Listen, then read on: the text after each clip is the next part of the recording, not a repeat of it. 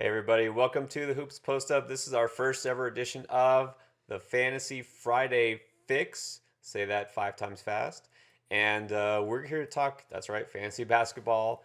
As always, my lovely wife Velma is Hi, with me, everyone. and I am Pierre Camus.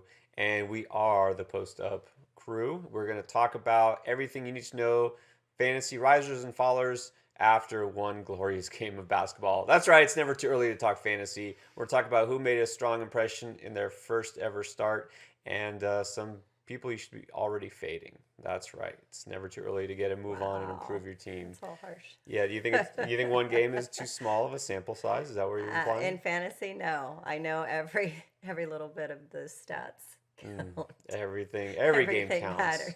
That's right. So let's get to it.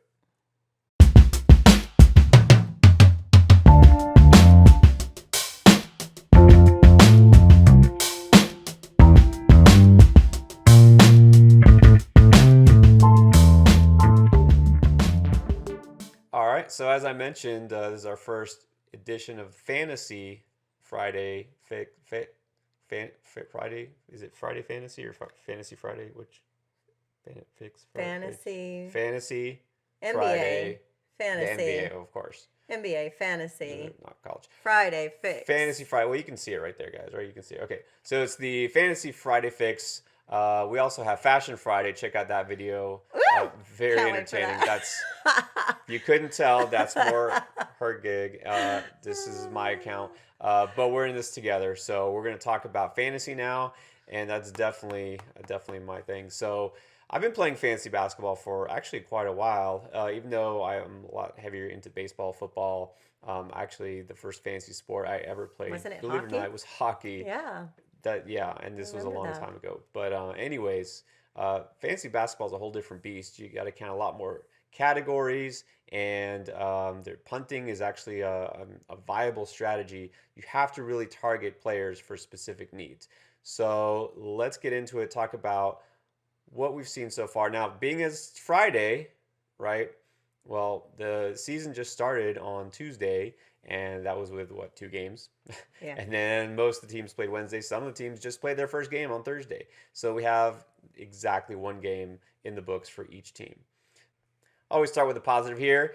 So our top risers for week one and heading into the second week, I should say game, second game of the season. Yeah. So start with a guy. Now, just to be clear, the cutoff here is 50% because if guys owned in more than half leagues, fantasy wise, tough chance that you're going to be able to pick them up, buy them. And these are guys you can find on the waiver wire right now. So start with PJ Washington. Um, Quite a big impression on his first game, don't you think? Oh my gosh, PJ Washington, wasn't he the guy who hit so many threes? Yeah, Is that seven right? seven 3-pointers in one game. His very first game. That's a pretty good NBA debut. Um, Is this so the rookie that came out of Kentucky? Kentucky, Kentucky, absolutely okay. pretty good program, I'd say. They're not Yeah, bad. I no. mean, they produce once in a while a decent NBA player. Hmm. But so let's talk about the fact he scored 27 points, 7 3-pointers. I already mentioned 7 of 11. That's a pretty good percentage there.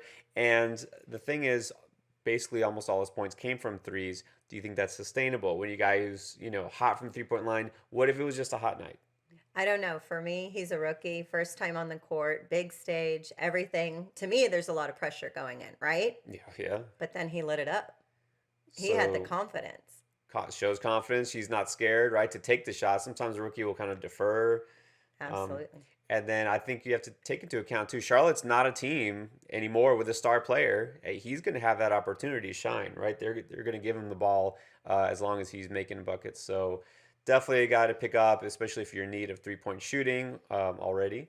Shouldn't really be in need of anything, but you know what I mean. Let's say you're drafted and go quite the way you wanted, and you need some help there. Okay, you got to speak upon this next one. This was painful. Of course, you watched the Spurs game. Of course. Marcus I was a little Morris, emotional in some cases. and sure enough, he was booed. Oh Rightfully my so. He doesn't gosh. deserve the boos. I mean, he's got to do what's right for his family. I understand that, but the way he kind of said he was in, and then he kind of backed out. For me, I don't know that You commit to something, I expect you to follow through. So he did receive boos, and I think it was rightfully so. Just well spoken like a true Spurs fan. Yeah, I mean, come on. I get signing with the Knicks. That's not the problem. The fact that he verbally committed, and when it's right before the signing period, those things. I mean, Everything it's affected. We traded. We left. Didn't we that's get the rid of thing. Bertans? I That's the mean, thing. yeah, Gentleman's agreement. You can say, well, okay, it wasn't in writing, whatever, and that's fine. But that's the thing is, it wasn't just a situation. Well, okay, they have to go sign somebody else now. No, they made moves to clear space just to get him. They were contingent on the fact that he had made that agreement. So that's the thing. Now they don't have Bertans. Um, I think him and Pop ended up like hugging it out. oh, It was they're fine. fine, No, totally the fine. players Nobody don't really care. The front cared. offices, no. Yeah, This is the fans that exactly. care. The The fans, fans that care. we were upset. A revenge game, you think, for the Spurs? I guess that no, but they don't really care. No, no. But let's look at Morris himself now. Of course, the Knicks on the losing end, as expected, but he showed out, and I don't know if he was extra motivated or if this is going to be a trend. But 39 minutes. That to me, that stands out because he's a guy who's a bench player, right? He's never been a regular starter. You know what? That Was could going have to be a also bench been, player. yeah, that could have also been a deciding factor. Maybe Right. his minutes were definitely going to be Well, yeah, higher. he was going to be stuck Yeah. behind LaMarcus Aldridge, perennial All-Star. Now, instead, with the Knicks, he gets a chance for heavy rotation here. So, 39 minutes, that's definitely encouraging. 26 points. And for a guy who's a power forward mainly, three threes, that's nice to see too. Yeah. And then some steals to boot. So definitely nice, an easy ad there for me. And not that he's going to score that much every night, but only 35% owned. Great option. Another guy who's caught a lot of attention, rightfully so, 30 points in the first game, Luke Kennard. Now, Luke Kennard, again, just a shooter here, not going to get you a whole lot in terms of rebounds, assists, any of those other peripheral stats, but 6 for 9. And the thing is, they've been talking. There was quotes that the game has slowed down for him, and that's the kind of verbiage you love to hear, right? When a player entering, second or third season, and then they feel more comfortable, all of a sudden the game feels slow to them. So another shooter to watch there, especially if you need threes. Alfred Payton, you also watched him against your Spurs. Yes. People have been talking about the New York Knicks. Well, the Knicks just themselves are a mess. We know that. They've always been a mess. But that point guard situation, definitely a mess. Dennis Smith Jr. expected to contribute. He barely played. We'll see what happens with him. And then Frank, who I can never pronounce the name, even though you'd think with my French name I would pronounce the French name. Nick Lina. Anyways, you know what I'm talking about. Frankie, and he didn't hardly play either. And Alfred Payton stepped up 11 points and 8 assists. So I see 11 points, 8 assists. So are you picking him up because of the 8 assists? Is that Of how it's course. going to impact your roster and your outcome? That's it. Because, points are a little easier to come by just in general, right? You can Uh-huh. get that from any position. Assists, you have to get a point guard because you're not going to really get consistent assists unless you happen to have a guy like, Nikola Jokic or, one of those great passing centers. That's not common, right? That's why those guys are first rounders. Right. But assists, a lot of times, even in the modern NBA where point guards are scorers, unless you're Mhm. talking about someone who's already a scorer, if you're looking on the waiver wire, you're getting guys who are just passers only. A guy who's going to get you assists, but not a lot of points, Oh, okay. not a lot of anything else. So if he's a guy who could score and get you assists, there you go. Makes him worthy pickup. Excellent. And then let's finally talk about a Heat player. Now, don't be misled. Kendrick Nunn lit it up in the Summer League. He's a guy who showed out, and we know the Heat have a great history of developing players who are largely unknown or underappreciated. 24 points, but this was without Jimmy Butler, right? Jimmy Butler did Oh, not play yeah. in their debut due to quote unquote personal reasons. So he'll be back pretty soon. Jimmy Buckets will take a lot of those shots away from him. But Kendrick Nunn could be a nice fill in for some point in the season. All right. Anybody we forgot for the risers list there? You think there's a couple of other big performances, but again, being game one, it's like I don't No want to need to overreact too move much. forward. Yeah, Yeah. I don't want to overreact. Okay. Now let's talk about the fallers. I was really tempted to put a picture of Bradley Beal here because he had a pretty rough night. I think he barely made 30% of his shots, but you know what? No one's fading Bradley Beal. No one's benching Bradley Beal. So, and we probably just feel bad for the Wizards at this point, right? Aw. Washington is just Yeah. not going to be good. All right, so let's talk about the guys who were fallers. And oh, look, there's a spur here. Now, Did you you, not hear me last night? that's why he's top of the list. But now there's Oh, legit, this is. again, not just the one game, but let's talk about why could DeRozan's numbers fall this year? We didn't see a guy who we thought would be a riser, but I think eventually, do you think Lonnie Walker might cut into some of his minutes? Well, that I would hope so, but I didn't get to see Lonnie last I know. night. What's up with I that? don't know. Lonnie didn't play, so I Uh, was a little upset by that. Lonnie's been in. But what were you saying when you were watching DeRozan? Um, okay. So it always looks good as he's approaching the basket. He always seems to come up just a little short. He was getting a lot of rim last night, right? 3 for 10, as you saw on the graphic here. Now, here's a guy 99% owned. I mean, he's starting pretty much everywhere. He's almost always an all star. And I love him. Don't get me wrong. Yeah, no. We're just talking fantasy value. I know, I know. But it's frustrating because I saw him and every time it looked like it was going in. And no. But again, the concerns here that the Spurs might have a little more balance. Lonnie Walker's got to appear at some point. There's even been those trade rumors. Do you have any? Oh, wow. Do you put any stock in the trade rumors? You think DeRozan might get dealt because he doesn't I have an extension? No, I always think there's possibility. Well, there's smoke, there's fire. Yes. All right. So, and then would that help or hurt? Well, it depends where he goes, but I don't know. I don't think I that's hope happening not. anytime I soon. hope not. No, No, no, I no. want to keep him. Okay. Oh, you do? Okay. Well, that's good. That make him feel better. I just want him to get in the gym and work with the coach.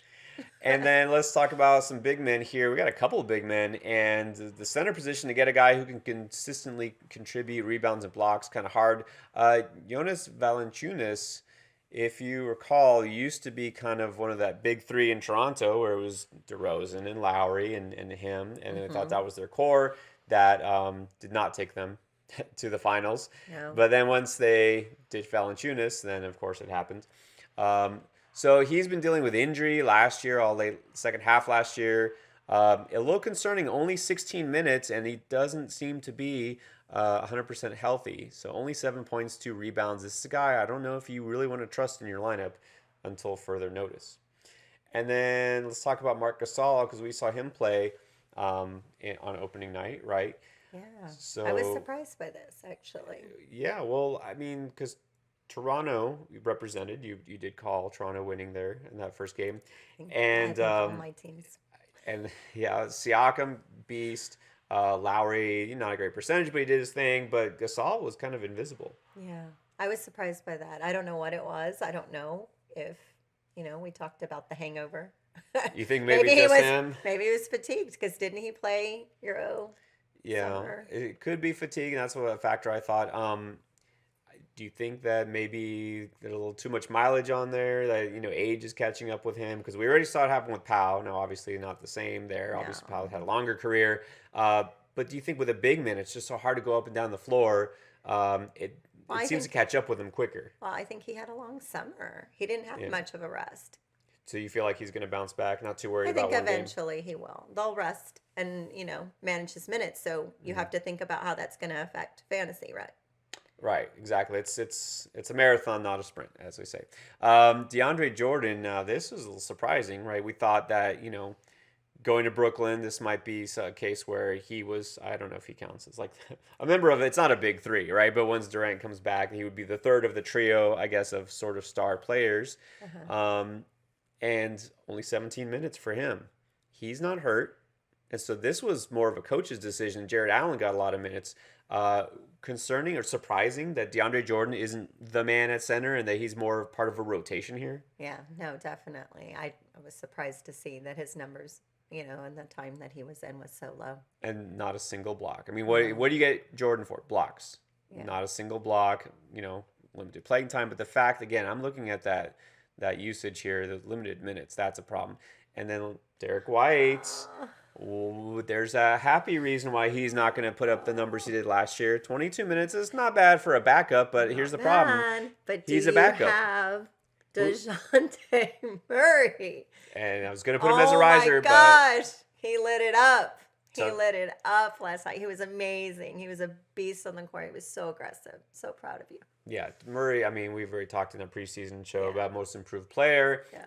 how great Murray, and he looked great. I mean, he looked Aw. like a stud. And so that's going to eat into Derek White's minutes, right? Yeah, yeah.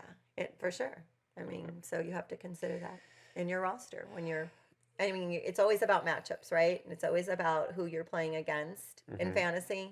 So, and that's the thing. What are your needs? So with Derek White, he can get you some points at the point guard position. He can get you some assists, but I don't think the volume is going to be quite enough because, again, he's sitting behind Murray pretty firmly, and so nice second half pickup late last year, but don't expect that same burst. Right. Okay, well that's your Fantasy Friday fix, and we'll be back each and every week with some more of the same. Help you with those fantasy lineups and figure out who are the top pickups. And I wouldn't say drops, just too early to drop anybody yet. But talking about who can help you the most to win your fantasy league. We want you to actually comment and subscribe, right? Yep. Um, Who did we miss? Tell us who you think are some risers and fallers. And of course, it goes without saying, subscribe, subscribe. hit the notification bell, and we'll be in touch. All right. Thanks for watching. Happy Follow us Friday, everyone. at Twitter at Hoops Post Up. Peace and love.